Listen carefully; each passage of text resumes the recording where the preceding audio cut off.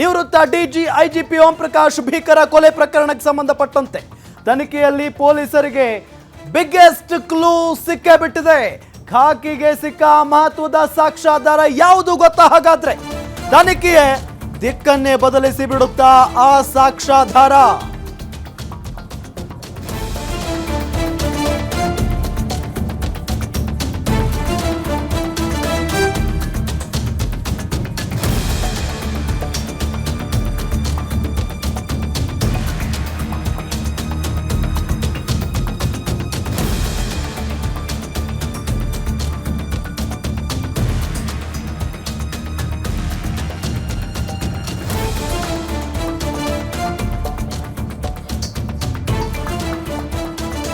ಪೊಲೀಸರಿಗೆ ಸಾಕ್ಷ್ಯಾಧಾರ ಸಿಕ್ಕಿದೆ. ಹಾಗಾದ್ರೆ ಆ ಸಾಕ್ಷ್ಯಾಧಾರ ಯಾವುದು? ತನಿಖೆಯ ದಿಕ್ಕನ್ನೇ ಬದಲಿಸಿ ಬಿಡುತ್ತಾ ಸಾಕ್ಷಿ. ಗ್ಯಾರಂಟಿ ನ್ಯೂಸ್ ನಲ್ಲಿ ಮೆಗಾ ಎಕ್ಸ್ಕ್ಲೂಸಿವ್ ಸ್ಟೋರಿ. ನಿವೃತ್ತ ಡಿಜಿ ಐಜಿಪಿ ಓಂ ಪ್ರಕಾಶ್ ಭೀಕರ ಕೊಲೆ ಪ್ರಕರಣಕ್ಕೆ ಸಂಬಂಧಪಟ್ಟಂತೆ ತನಿಖೆಯಲ್ಲಿ ಪೊಲೀಸರಿಗೆ ಬಿಗ್ಗೆಸ್ಟ್ ಕ್ಲೂ ಸಿಕ್ಕಿದೆ. ಹಾಗಾದ್ರೆ ಆ ಸಾಕ್ಷಿ ಏನು? ತನಿಖೆಯ ದಿಕ್ಕನ್ನೇ ಬದಲಿಸಿ ಬಿಡುತ್ತಾ ಆ ಸಾಕ್ಷ್ಯಾಧಾರ? ಗ್ಯಾರಂಟಿ ನ್ಯೂಸ್ ನಲ್ಲಿ ಮೆಗಾ ಎಕ್ಸ್ಕ್ಲೂಸಿವ್ ಸ್ಟೋರಿ. ನಿವೃತ್ತ ಡಿಜಿ ಐಜಿಪಿ ಓಂ ಪ್ರಕಾಶ್ ಕೊಲೆ ಪ್ರಕರಣಕ್ಕೆ ಸಂಬಂಧಪಟ್ಟಂತೆ ಗಮನಿಸ್ತಾ ಇದ್ದೀವಿ. ಈಗಾಗಲೇ ಕೊಲೆ ಆರೋಪಿ ಪಲ್ಲವಿ, ಓಂ ಪ್ರಕಾಶ್ ಅವರ ಪತ್ನಿ ಪಲ್ಲವಿ ಅವರನ್ನ ಅರೆಸ್ಟ್ ಕೂಡ ಮಾಡಲಾಗಿದೆ. ಸ್ವತಃ ನಾನೇ ಕೊಲೆ ಮಾಡಿದ್ದೀನಿ ಅನ್ನೋ ನಿಟ್ಟಿನಲ್ಲಿ ಪಲ್ಲವಿ ಅವರು ಕೂಡ ಒಪ್ಕೊಂಡಾಗಿದೆ. ಇದೆಲ್ಲದರ ನಡುವೆ ಹಲವು ಅನುಮಾನಗಳು ಇದ್ವು. ಕೇವಲ ಪಲ್ಲವಿ ಅವರು ಮಾತ್ರ ಕೊಲೆ ಮಾಡಿದಾರಾ, ಅವರ ಜೊತೆಗೆ ಯಾರಾದರೂ ಸಾಥ್ ಕೊಟ್ಟಿದ್ದಾರಾ ಅಂತ ಹೇಳಿ ಅವರ ಮಗಳ ಹೆಸರು ಕೃತಿ ಹೆಸರು ಕೂಡ ಕೇಳಿ ಬರ್ತಾ ಇದೆ. ಈ ಕೊಲೆಯಲ್ಲಿ ಕೃತಿ ಕೂಡ ಭಾಗಿಯಾಗಿದ್ದಾಳೆ ಅಂತ ಹೇಳಿ. ಕೇವಲ ಇವರಿಬ್ಬರು ಮಾತ್ರ ಇದ್ರಾ? ಇವರಿಬ್ಬರ ಜೊತೆಗೆ ಬೇರೆ ಯಾರಾದ್ರೂ ಇದ್ರಾ? ಯಾಕೆ ಈ ರೀತಿಯಾದಂತ ಪ್ರಶ್ನೆ ಉದ್ಭವ ಆಗ್ತಾ ಇದೆ ಅಂತ ಅಂದ್ರೆ, ಒಬ್ಬ ದೈತ್ಯವಾದಂತ ಮನುಷ್ಯ ಓಂ ಪ್ರಕಾಶ್ ಅವರು, ಅವರನ್ನ ಒಬ್ಬ ಹೆಣ್ಣು ಮಗಳು ಕೊಲೆ ಮಾಡೋದಕ್ಕೆ ಸಾಧ್ಯನಾ ಅಷ್ಟು ಸುಲಭವಾಗಿ? ಪೊಲೀಸರಿಗೆ ಎಫ್ಎಸ್ಎಲ್ ಟೀಮ್ನಿಂದ ಬಿಗ್ ಕ್ಲೂ ಸಿಕ್ಕಿದೆ.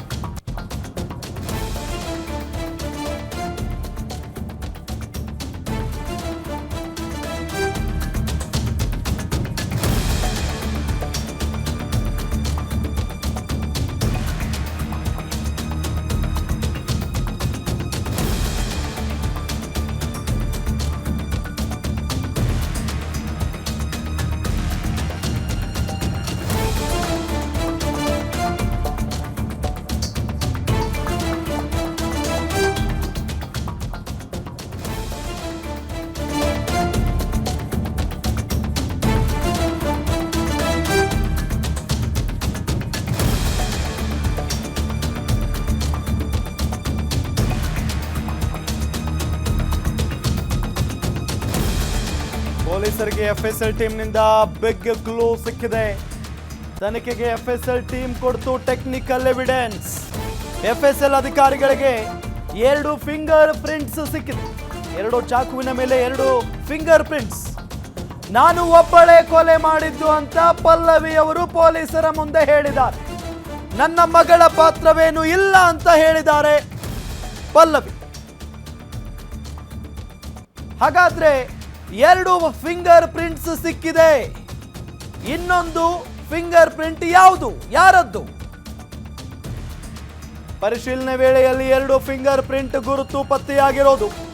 2 ಚಾಕುವಿನ ಮೇಲೆ 2 ಫಿಂಗರ್ ಪ್ರಿಂಟ್ ಪತ್ತೆಯಾಗಿದೆ.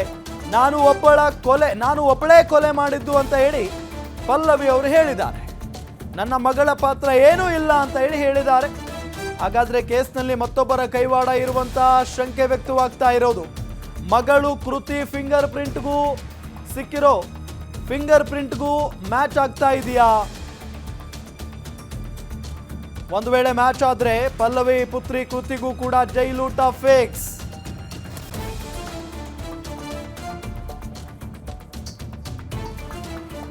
ಇದೇ ವಿಚಾರಕ್ಕೆ ಸಂಬಂಧಪಟ್ಟಂತೆ ಹೆಚ್ಚಿನ ಮಾಹಿತಿಯನ್ನ ನೀಡ್ತಾರೆ ನಮ್ಮ ಕ್ರೈಮ್ ರಿಪೋರ್ಟರ್ ಬಸವರಾಜ್. ನೇರ ಸಂಪರ್ಕದಲ್ಲಿ ಜಾಯ್ನ್ ಆಗಿದ್ದಾರೆ. ಬಸವರಾಜ್, ಓಂ ಪ್ರಕಾಶ್ ಕೊಲೆ ಪ್ರಕರಣಕ್ಕೆ ಸಂಬಂಧಪಟ್ಟಂತೆ ಪ್ರತಿಯೊಬ್ಬರಿಗೂ ಒಂದು ಕುತೂಹಲ. ಪಲ್ಲವಿ ಅವರು ಹೌದು ನಾನೇ ಕೊಲೆ ಮಾಡಿದ್ದೀನಿ ಅಂತ ಒಪ್ಕೊಂಡಿದ್ದಾರೆ. ಆದರೆ 2 ಫಿಂಗರ್ ಪ್ರಿಂಟ್ ಸಿಕ್ಕಿದೆ ಅನ್ನೋದು ಗೊತ್ತಾಗ್ತಾ ಇರುವಂಥ ವಿಚಾರ. ಒಂದು ಪಲ್ಲವಿ ಅವರದ್ದಾದರೆ ಮತ್ತೊಂದು ಯಾರದ್ದು ಅಂತ ಹೇಳಿ. ರಾಮ್, ನಿವೃತ್ತ ಡಿಜಿ ಓಂ ಪ್ರಕಾಶ್ ಕೊಲೆ ಪ್ರಕರಣದಲ್ಲಿ ಪೊಲೀಸರಿಗೆ ಮತ್ತೊಂದು ಪ್ರಬಲವಾದಂಥ ಸಾಕ್ಷಿ ಸಿಕ್ಕಿರುವಂಥದ್ದು. ಯಾಕಂದರೆ ಕೊಲೆ ಆದ ಬಳಿಕವಾಗಿ FSL ಅಧಿಕಾರಿಗಳು ಜೊತೆಗೆ ಸೋಕೋ ಟೀಮ್ ಹೋಗಿ ಪರಿಶೀಲನೆ ಮಾಡಿದಂಥ ಸಂದರ್ಭದಲ್ಲಿ 2 ಚಾಕುಗಳು ಸಿಕ್ಕಿದ್ದು, 2 ಚಾಕುಗಳಲ್ಲಿ ಪ್ರತ್ಯೇಕವಾಗಿ 2 ಫಿಂಗರ್ ಪ್ರಿಂಟ್ ಸಿಕ್ಕಿರುವಂಥದ್ದು. ಈಗಾಗಲೇ ಕೂಡ ಕೊಲೆ ಆರೋಪಿ ಏನಿದ್ದಾರೆ ಪಲ್ಲವಿ ಅವರು ತಾವೇ ಕೊಲೆ ಮಾಡಿದ್ದೀನಿ, ಇದರಲ್ಲಿ ಯಾರ್ದು ಬೇರೆಯವರು ಇನ್ವಾಲ್ವ್ಮೆಂಟ್ ಇಲ್ಲ, ನಾನೊಬ್ಬಳೇ ಕೊಲೆ ಮಾಡಿದ್ದು, ನನ್ನ ಮಗಳ ಪಾತ್ರ ಏನಿಲ್ಲ, ನನಗೆ ಸಾಕಷ್ಟು ರೀತಿಯಾದಂಥ ಕಿರುಕುಳನ್ನು ಕೊಡ್ತಿದ್ರು, ಟಾರ್ಚರನ್ನು ಕೊಡ್ತಿದ್ರು, ಹಾಗಾಗಿ ನಾನು ಬೇಸತ್ತು ಕೊಲೆ ಮಾಡಿದೆ ಅನ್ನುವಂಥ ನಿಟ್ಟಿನಲ್ಲಿ ಹೇಳಿಕೆ ಕೊಡುವಂಥ ಕೆಲಸವನ್ನು ಮಾಡಿದ್ದಾರೆ. ಆದರೆ FSL ಅಧಿಕಾರಿಗಳಿಗೆ ಸೋಕೋ ಟೀಮ್ ಹೋದಂಥ ಸಂದರ್ಭದಲ್ಲಿ ಪರಿಶೀಲನೆ ಮಾಡಿದಂಥ ಸಂದರ್ಭದಲ್ಲಿ 2 ಫಿಂಗರ್ ಪ್ರಿಂಟ್ಸ್ಗಳು ಪತ್ತೆ ಆಗಿರುವಂಥದ್ದು. ಹಾಗಾದರೆ ಇನ್ನೊಬ್ಬರ ಫಿಂಗರ್ ಪ್ರಿಂಟ್ಸ್ ಯಾರ್ದು? ಏನಾದರೂ ಹೇಳಿಕೆ ಕೊಡುವಂಥ ಸಂದರ್ಭದಲ್ಲಿ ಪಲ್ಲವಿಯವರು ಪೊಲೀಸರ ಮುಂದೆ ಸುಳ್ಳನ್ನು ಹೇಳಿದ್ರ, ಅಥವಾ ಕೃತಿಯನ್ನು ಹೊರತುಪಡಿಸಿ ಇನ್ಯಾರಾದರೂ ಆ ಪ್ರಕರಣದಲ್ಲಿ ಭಾಗಿಯಾಗಿದ್ರ, ಕೊಲೆ ಮಾಡುವಂಥ ಸಂದರ್ಭದಲ್ಲಿ ಭಾಗಿಯಾಗಿದ್ರ ಅನ್ನುವುದರ ಬಗ್ಗೆ ಕೂಡ ಈಗ ಪೊಲೀಸರು ತನಿಖೆಯನ್ನು ಚುರುಕುಗೊಳಿಸಾಗುತ್ತೆ. ಈಗಾಗಲೇ ಕೂಡ ಕೃತಿಯವರನ್ನು ಕೂಡ ಪೊಲೀಸರು ವಶಕ್ಕೆ ಪಡೆದುಕೊಂಡು ವಿಚಾರಣೆ ಮಾಡುವಂಥ ಕೆಲಸವನ್ನು ಕೂಡ ಮಾಡಿದ್ರು. ಸತತ ಏನೋ ನಿವೃತ್ತ ಡಿಜಿ ಅವರು ಕೊಲೆ ಆದ ಬಳಿಕವಾಗಿ ಕೃತಿಯನ್ನು ವಶಕ್ಕೆ ಪಡೆದುಕೊಂಡು ವಿಚಾರಣೆ ಮಾಡುವಂಥ ಕೆಲಸವನ್ನು ಕೂಡ ಮಾಡಿದ್ರು. ಆ ಸಂದರ್ಭದಲ್ಲಿ ಕೂಡ ಕೃತಿ ಅವರು ಪೊಲೀಸರಿಗೆ ಸರಿಯಾದ ರೀತಿಯಾದಂಥ ರೆಸ್ಪಾನ್ಸ್ ಅನ್ನು ಕೂಡ ಮಾಡಲಿಲ್ಲ. ಅದೇ ಸಂದರ್ಭದಲ್ಲಿ ಕೃತಿಯವರ ಸ್ನೇಹಿತರೇನಿದ್ದಾರೆ, ಸ್ನೇಹಿತರನ್ನು ಕರೆದುಕೊಂಡು ಬಂದು ಮನವೊಲಿಸುವಂಥ ಕೆಲಸವನ್ನು ಕೂಡ ಪೊಲೀಸರು ಮಾಡಿದ್ರು. ಆದರೂ ಕೂಡ ಕೃತಿಯವರು ನಾನೆಲ್ಲೂ ಕೊಲೆ ಮಾಡಿಲ್ಲ, ನನಗೆ ಇದಕ್ಕೆ ಯಾವುದೇ ರೀತಿಯಾದಂಥ ಸಂಬಂಧ ಇಲ್ಲ ಅನ್ನುವಂಥ ನಿಟ್ಟಿನಲ್ಲಿ ಪೊಲೀಸರಿಗೆ ಏನೋ ರೆಸ್ಪಾನ್ಸನ್ನು ಮಾಡುವಂಥ ಕೆಲಸವನ್ನು ಕೂಡ ಮಾಡಲಿಲ್ಲ ಅನ್ನೋದ್ರ ಬಗ್ಗೆ ಪೊಲೀಸ್ಗಳ ಮೂಲಗಳ ಮುಖಾಂತರವಾಗಿ ನಮಗೆ ಮಾಹಿತಿ ಸಿಕ್ಕಿರುವಂಥದ್ದು. ಮತ್ತೊಂದೆಡೆ ಸ್ವತಃ ಪಲ್ಲವಿ ಅವರೇ ಹೇಳ್ತಾ ಇರುವಂಥದ್ದು ಪೊಲೀಸರ ಮುಂದೆ, ಹೇಳಿಕೆ ಮುಂದೆ, ಇದು ನಾನು ಒಬ್ಬಳೇ ಕೊಲೆ ಮಾಡಿರುವಂಥದ್ದು, ಈ ಕೊಲೆಯಲ್ಲಿ ನನ್ನ ಮಗಳ ಪಾತ್ರವೇನೂ ಇಲ್ಲ, ಈ ಕೊಲೆಯಲ್ಲಿ ಸಂಪೂರ್ಣವಾಗಿ ನಾನೇ ಮುಗಿಸಿರುವಂಥದ್ದು, 2 ಚಾಕುವಿನಿಂದ ನಾನೇ ಕೊಲೆ ಮಾಡಿರುವಂಥದ್ದು ಅನ್ನುವಂಥ ನಿಟ್ಟಿನಲ್ಲಿ ಕೂಡ ಹೇಳಿಕೆಯನ್ನು ನೀಡಿರುವಂಥದ್ದು. ಪೊಲೀಸರಿಗೆ ಇನ್ನೊಬ್ಬ ಆರೋಪಿ ಯಾರು, ಈ ಕೊಲೆಯಲ್ಲಿ ಇನ್ನೊಬ್ಬರು ಯಾರು ಭಾಗಿಯಾಗಿದ್ದಾರೆ, ಬೈ ಮಿಸ್ಟೇಕ್ ಆಗಿ ಕೃತಿಯ ಫಿಂಗರ್ ಪ್ರಿಂಟು ಮತ್ತು ಏನು ಈಗಾಗಲೇ FSL ಅಧಿಕಾರಿಗಳಿಗೆ ಸಿಕ್ಕಿರುವಂಥ ಫಿಂಗರ್ ಪ್ರಿಂಟ್ ಏನಿದೆ, 2 ಮ್ಯಾಚ್ ಆದರೆ ಕೃತಿಗೆ ಮತ್ತಷ್ಟು ಸಂಕಷ್ಟ ಎದುರಾಗುವಂಥದ್ದು. ಅಕಸ್ಮಾತ್ ಮ್ಯಾಚ್ ಆಗದೇ ಇದ್ದರೆ ಇನ್ನೊಬ್ಬ ಆರೋಪಿ ಯಾರು ಅನ್ನೋದ್ರ ಬಗ್ಗೆ ಕೂಡ ತನಿಖೆಯನ್ನು ನಡೆಸ್ತಾರೆ. ತನಿಖೆಯನ್ನು ಯಾವ ರೀತಿಯಾಗಿ ನಡೆಸ್ತಾರೆ ಅಂದರೆ, ಅವರ ಮನೆಯಲ್ಲಿ ಬಂದು ಹೋಗುವಂಥ CCTVಗಳೇನಿದೆ, ಯಾರೆಲ್ಲ ಕೊಲೆ ಆಗಿಂತ ಮುಂಚಿತವಾಗಿ ಇವರ ಪ್ರಾಣವೇ ಹೋಗುತ್ತೆ, ಆ ಸಂದರ್ಭದಲ್ಲಿ ಯಾರೆಲ್ಲ ಬಂದು ಹೋದರು, ಯಾರಾದರೂ ಒಳಗಡೆ ಬಂದು ಹೋದರು, ಯಾರಾದರೂ ಹೊರಗಡೆ ಹೋದ್ರ ಅನ್ನೋದ್ರ ಬಗ್ಗೆ ಕೂಡ ಪರಿಶೀಲನೆ ಮಾಡುವಂಥ ಕೆಲಸವನ್ನು ಕೂಡ ಪೊಲೀಸರು ಮಾಡಲಿದ್ದಾರೆ. ಈ ಪ್ರಕರಣ ಸದ್ಯಕ್ಕೆ HSR ಲೇಔಟ್ ಪೊಲೀಸರಿಂದ CCBಗೆ ವರ್ಗಾವಣೆಯಾಗಿರುವಂಥದ್ದು. ಇವತ್ತು ಕೆಲವೊಂದಿಷ್ಟು ಪ್ರೊಸೀಜರ್ ಕೂಡ ಮುಗಿಸಿರುವಂಥದ್ದು. ಬಹುತೇಕ ನಾಳೆ ಅಧಿಕೃತವಾಗಿ CCB ತನಿಖೆಯನ್ನು ಶುರು ಮಾಡುವಂಥ ಸಾಧ್ಯತೆ ಕೂಡ ಹೆಚ್ಚಿರುವಂಥದ್ದು. ರಾಮ್, ಬಸು, ಈ ಒಂದು ಪ್ರಕರಣವನ್ನು ನಾವು ಗಮನಿಸ್ತಾ ಇದ್ರೆ ಬಹಳ ಪ್ರಮುಖವಾಗಿ ಓಂ ಪ್ರಕಾಶ್ ಅವರನ್ನ ನೋಡಿದ್ರೆ ಒಬ್ಬ ದೈತ್ಯಾಕಾರದ ಮನುಷ್ಯ. ಅವರನ್ನ ಒಂದು ಹೆಣ್ಮಗಳು ಕೊಲೆ ಮಾಡ್ತಾರೆ, ಅದು ಅಷ್ಟು ಸುಲಭದ ವಿಚಾರ ಅಲ್ಲ ಹಂಗೆ ಅನ್ಕೊಂಡ್ರು ಕೂಡ. ಹಾಗಾಗಿ ಇಬ್ಬರು ಕೊಲೆ ಮಾಡಿದ್ದಾರೆ ಅನ್ನೋ ಅನುಮಾನವೂ ಕೂಡ ವ್ಯಕ್ತವಾಗುತ್ತೆ, ಇಬ್ಬರಿಗಿಂತ ಹೆಚ್ಚು ಜನ ಇರಬಹುದು ಅಂತಾನೂ ಕೂಡ ವ್ಯಕ್ತವಾಗುತ್ತೆ. ಹಾಗಾಗಿ ಒಂದು ಕಡೆ ಫಿಂಗರ್ ಪ್ರಿಂಟ್ ಆಗಿರ್ಬೋದು, ಮತ್ತೊಂದು ಕಡೆ ಮನೆಯಲ್ಲಿ ಯಾರಾದರೂ ಇದ್ರ ಆ ಸಂದರ್ಭದಲ್ಲಿ ಅದರ ಬಗ್ಗೆ ಏನಾದರೂ ಪೊಲೀಸ್ನವರು ಮಾಹಿತಿ ನೀಡಿದಾರಾ? ಈಗಾಗಲೇ ಪೊಲೀಸರು ಕೂಡ ತನಿಖೆಯನ್ನು ಚುರುಕುಗೊಳಿಸಿರುವಂಥದ್ದು. ತನಿಖೆಯಲ್ಲಿ ಕೂಡ ಆ ಮನೆಯಲ್ಲಿರುವಂಥ ಎಲ್ಲರ ಹೇಳಿಕೆಯನ್ನು ಪಡೆದುಕೊಳ್ಳುವಂಥ ಕೆಲಸವನ್ನು ಕೂಡ ಮಾಡಿರುವಂಥದ್ದು. ಪೊಲೀಸರ ತನಿಖೆಯಲ್ಲಿ 5 ಜನ ಆ ಮನೆಯಲ್ಲಿ ವಾಸವಿದ್ದರು. 5 ಜನ ಯಾರು ಅಂದರೆ, ಒಂದು ಓಂ ಪ್ರಕಾಶ್ ಅವರು, ಅವರ ಪತ್ನಿ ಪಲ್ಲವಿ, ಜೊತೆಗೆ ಕೃತಿ ಮತ್ತು ಅವರ ಮಗ ಕಾರ್ತಿಕೇಶ್ ಮತ್ತು ಜೊತೆಗೆ ಅವರ ಪತ್ನಿ ಕಾರ್ತಿಕೇಶ್ ಅವರ ಪತ್ನಿ ಅಂದರೆ ಓಂ ಪ್ರಕಾಶ್ ಅವರ ಸೊಸೆ ಆ ಮನೆಯಲ್ಲಿ ವಾಸವಿದ್ದರು ಅನ್ನುವಂಥದ್ದು ಸ್ಪಷ್ಟವಾಗಿ ಗೊತ್ತಾಗಿರುವಂಥದ್ದು. ಪ್ರಮುಖವಾಗಿ 3ನೇ ಫ್ಲೋರ್ನಲ್ಲಿ ಕಾರ್ತಿಕೇಶು ಮತ್ತು ಅವರ ಪತ್ನಿಯ ವಾಸವಾಗಿದ್ದರು. 2ನೇ ಫ್ಲೋರ್ನಲ್ಲಿ ಏನು ಮಗಳು ಕೃತಿ ಜೊತೆಗೆ ತಾಯಿ ಇಬ್ಬರು ಕೂಡ ವಾಸವಾಗಿದ್ದರು. ಏನು ಗ್ರೌಂಡ್ ಫ್ಲೋರ್ ಏನಿದೆ, ಗ್ರೌಂಡ್ ಫ್ಲೋರ್ ಫಸ್ಟ್ ಫ್ಲೋರ್ ಏನಿದೆ, ಓಂ ಪ್ರಕಾಶ್ ಜೊತೆಗೆ ಪಲ್ಲವಿ ಇವರಿಬ್ಬರು ವಾಸವಾಗಿದ್ದರು ಅಂತೇಳಿ ಈಗಾಗಲೇ ಪೊಲೀಸರ ತನಿಖೆಯಲ್ಲಿ ಕೂಡ ಗೊತ್ತಾಗ್ತಾ ಇರುವಂಥದ್ದು. ಈ ಪ್ರಕರಣವನ್ನು ನಾವು ನಿನ್ನೆ ದಿವಸವೂ ಕೂಡ ಪೋಸ್ಟೋಗಳು ವೈರಲ್ ಆಗಿತ್ತು. ಅವರ ಕೊಲೆ ಆದಂಥ ಸಂದರ್ಭದಲ್ಲಿ ಕ್ರೈಮ್ ಸೀನ್ಗಳು ಕೂಡ ಎಲ್ಲ ರೀತಿಯಾದಂಥ ಯಾವ ರೀತಿ ಆಗಿತ್ತು ಅನ್ನೋದ್ರ ಬಗ್ಗೆ ಕೂಡ ನಾವು ನೋಡುವಂಥ ಕೆಲಸವನ್ನು ಕೂಡ ಮಾಡ್ತೀವಿ.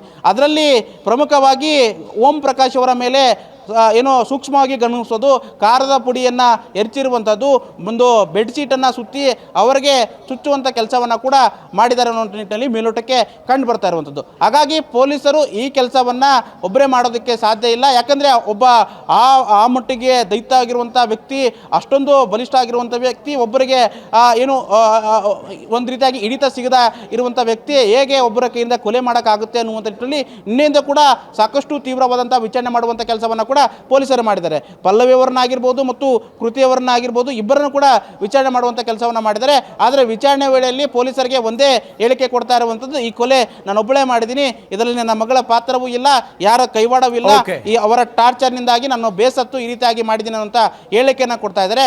ಪೊಲೀಸರ ತನಿಖೆ ಬಳಿಕ ಇನ್ನೊಬ್ಬರ ಫಿಂಗರ್ ಪ್ರಿಂಟ್ಸ್ ಯಾರ್ದು ಅನ್ನೋದ್ರ ಬಗ್ಗೆ ಖಚಿತವಾದಂಥ ಮಾಹಿತಿ ಹೊರಬರಬೇಕಾಗಿದೆ.